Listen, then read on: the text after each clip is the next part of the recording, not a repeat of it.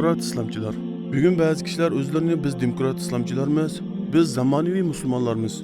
Ya'ni demokratiya, erkinlikni qo'llaydigan yangi nasllarmiz deb aytishmoqda.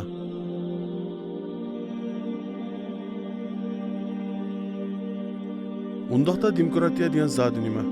Demokratiya Yunonliklar davrida paydo bo'lgandan beri xalq hokimiyati degan narsani tushuntirdi. Ya'ni qonun chiqarish huquqi xalqqa berildi. Qonunchilik kengashi yig'ilib, qonun ishlab chiqarishga qaror qildi. Demokratiya qonun chiqarish kengashi va saylam kengashini o'z ichiga oladi. Undaqda demokratiya bilan islomni birlashtirib fikr qilish mumkinmi? Selishtirib ko'raylik. Avval saylam kengashi to'g'risida yaqindan selishtirma qilib boqayli. Demokratiyada bo'lsa, xalq o'z ishidan o'zlariga vakil sifatida ma'lum kishilarni tanlab, saylashib, o'z masalalarini hal qilish uchun o'tirib chiqargan kishilar bir joyga to'planib kengash qiladi.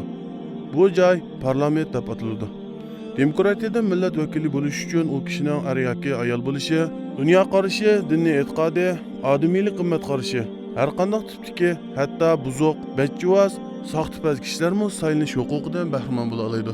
Bu yetersizliklar tufayli naloyiq, soxtipaz, aldamchi kishilar millat vakili bo'lib qolsa, buning bilan xalqning, davlatning ishlari o'ngshalmaydi. Va kapitalistlar, boylar tashviqot vositalarini sotib olish orqali soxtipaz, aldamchi kishilarni adolatparvar, xalqparvar qilib ko'rsatish orqali yolg'on va'dalar bilan xalqning ko'zini bo'yab, prezident nomzodi va parlament a'zoligiga saylandi. Buning bilan kuchliklar ojizlarni sumirib yashaydigan o'rmon qonunini davom qiladi xolos. Endi islomga kelsak, islomda musulmonlar ishlari Qur'on sunnatni asos qilib shura tashkillanadi. Buningga xalq ichidan ma'lum kishilar tanlab chiqiladi. Islomda xalq vakili bo'lishning Qur'on sunnatda ko'rsatilgan shar'iy shartlar bor bo'lib, ular musulmon bo'lishi, er kishi bo'lishi, taqvodor, solih, ishonchlik bo'lishi, yolg'onchilik, aldamchilik, buzuq ishlardan xoli, fosiq bo'lmagan kishilar tanlab olinadi. Buning bilan saylamga buzuq kishilarning kirib qilishining oldi olinadi. Qonunchilik kengashining farqi bo'lsa, demokratiyaning qonun chiqarish qurilmasida qonun chiqarish ma'qullash huquqi xalqqa suniladi. Ya'ni xalq vakillari tomonidan chiqariladi. Ular har qanday tuzilgan qonunlarni va qarorlarni qabul qiladi yoki rad qiladi. Eng oliy huquq xalqning xohishiga suniladi. Agar u qonun Qur'on sunnatga muvofiq bo'lgan taqdirda ham buning ma'qullanishi Allohning buyrug'i sababidan bo'lmasdan, xalq ro'yi bo'yicha, ya'ni xalqning tanlashi bo'yicha bo'lganlik uchun u kufr nizom hisoblanadi. Demak, bu tanlashni Allohning irodasidan ustun qo'yganlik bo'ladi. Islomda bo'lsa, qonun chiqarish va ma'qullanish Qur'on va sunnatga suniladi. Agar oyat hadisda aniq hukm kelgan holda, uning ustidan kengash a'zolarining yoki millat vakillarining hukm chiqarish yoki o'zgartirish, uningdan boshqasini tanlash haqqi bo'lmaydi. Agar oyat hadisda aniq tekis kelmagan, yangi vujudga chiqqan ishlarda, misol olsak, qatnash qoida tuzumlarini ma'qullashda qatnash mutaxassislar bilan kengash a'zolari birlikda Qur'on sunnatga muvofiq holda qaror ma'qullandi. Demak, oxirgi hukm chiqarish yanala Allohga qaytariladi. Mana bu demokratiya bilan islomning farqlanadigan eng chong tarafı.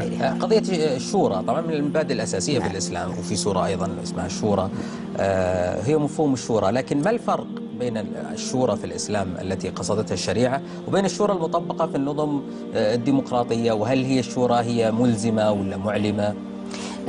الديمقراطية ما يتعلق الشورى إذا أردت أن تنظر إليها تجد أنها أداة من مسألة الديمقراطية. الديمقراطية تستثني جملة من الصور، منها ما يتعلق بالحريات، ومنها ما يتعلق بالمساواة وغيرها. لهذا تجد الديمقراطية لا تتعلق بحياة الفرد. لو أردنا أن نطبق الديمقراطية الغربية على بلد من البلدان، فإن الإنسان له حق أن يمارس الزنا برضا الطرفين، الشذوذ، تغيير الجنس وغير ذلك، أو ربما الانتحار في ذاته إذا كان لا يؤذي أحدا غيره. هذه حرية ذاتية لا يمكن أن تقع في الديمقراطية. الديمقراطية هو نظام الجماعة، ولكن لا يحكم على الفرد بذاته. لهذا هذه الديمقراطية الغربية لا تتعلق بحياة الأفراد. ما يتعلق بأمر الشورى، الشريعة حسمت كثير من القضايا ووضعت الأشياء في نصابها، ثم جعلت مساحة على تلك الطاولة وقالت هذا هو الأمر شورى بينكم. إذا وضعت كأسا هنا وكأسا هناك، هذه أعمدة عليها مقام الإسلام، ليس للإنسان أن يقوم بنزعها. ما عدا ذلك قم أنت في هذه المساحة وضع الأمر شورى. ولهذا جعل الله عز وجل في ذلك الأمر في قوله وشاورهم في الأمر فإذا عزمت. ولهذا يقول الله عز وجل في الآية الأخرى ما كان لمؤمن ولا مؤمنة إذا قضى الله ورسوله أمرا يكون لهم الخيرة من أمره. ما كان من قضاء الله ليس من أمر الخيرة وليس من أمر الشورى. ما كان من غير ما نص الله عز وجل فيه حكما فهو ما يتعلق بأمر الناس. هذا ما يتعلق بكثير من النظم الاجتماعية، نظام البلديات، نظام المرور، ما يتعلق أيضا بنظام السفر والعودة، نظام الإقامة والجوازات وغير ذلك. هذه نظم للناس يستطيع الناس أن تقع عليها. ما يتعلق في الاقتصاد، الهبات، العطايا، المنح، ما يتعلق أيضا ببعض العقوبات التعزيرية في أمور المال، هذه تقع في مسألة أخذ رأي الناس بما لا يخرم أصلا ولا يعطل مصلحة للشريعة.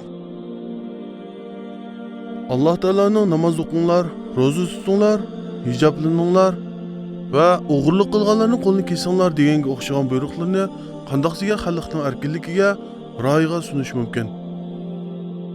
Halbuki Alloh Taolo Qur'on Karimda marhamat qilib aytadiki, Alloh va uning payg'ambari biror ishda hukm chiqargan chog'da ayol mu'minlarning o'z ishida ixtiyorlik bo'lmaydi. Ya'ni Alloh va Allohning payg'ambari biror ishga hukm chiqargan ekan, hech odamning uningga muxolifatchilik qilishiga bo'lmaydi. Kimiki Allohga va uning payg'ambariga osiylik qilsa, haqiqatan u o'p-o'chuq ozg'on bo'ladi. Sura Ahzab 36-oyat. Bugun din dushmanlari islomga fikriy hujumlar elib bormoqda va islom dinining o'rta asrga xos orqada qolgan madaniyat ekanligini, hozirgi zamonga mos kelmaydiganligini, taraqqiy qilgan jamiyat uchun demokratiyaning namuna ekanligini keng tashviq qilish orqali kishilarning mengisini yuyishga urinmoqda. Bunun bilan zaharlangan ba'zi kishilar dinni siyosatdan ayirish kerakligini, dinni faqat masjidlarda, shaxsiy ibodatlarda ilib berish kerakligini o'tirib qo'yishmoqda. Yana ba'zi kishilar demokratiya bilan islomning zid emasligini, agar islomga zid yerlar bo'lsa, uni qabul qilmasdan muvofiq yerlardan foydalanish kerakligini o'tirib qo'yishmoqda.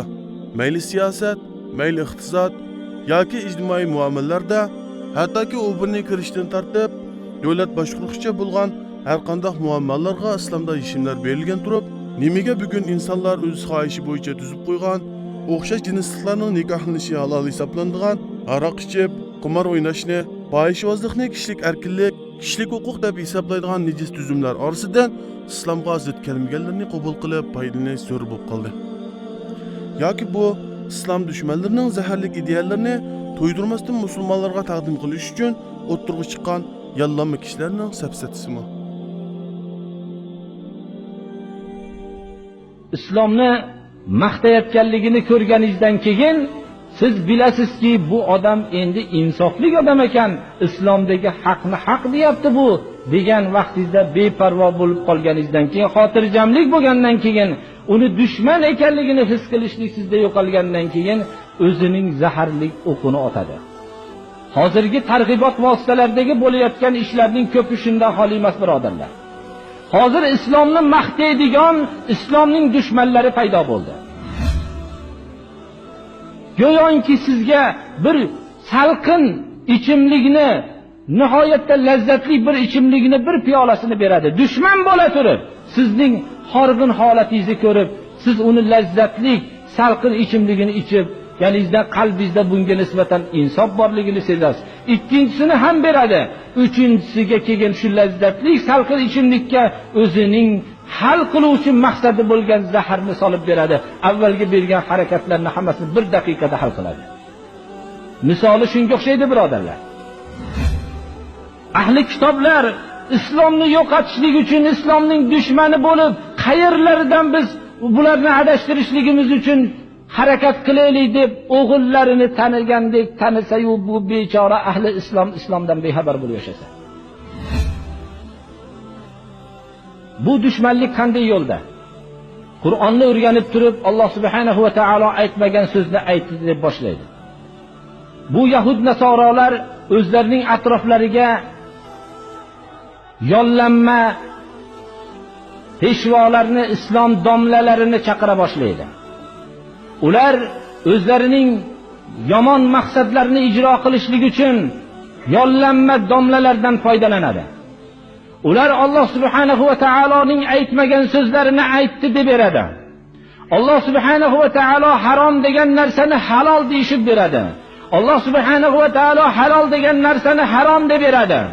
Alloh subhanahu va taologa yolg'onni bo'xton qiladi. va shu bilan mushrik bo'ladi, shu bilan dindan begona bo'ladi. Shunchalik birodarlar islom libosida bo'lgan mushrikka aylanishadilar xolos. Biz mana bu narsani bilaylikki, Alloh subhanahu va taolo bizlarni ogohlantiryapti. Islom hech qaysi yo'l bilan mag'lub bo'lmaydi, magar islomda yollanma domlalar vujudga kelishligi bilan islom yemirila boshlaydi. Chunki bechora oddiy xalq ularning aytgan so'zlarini haq deb biladida, shular bilan islom shu ekan deb aldanib yashaveradi.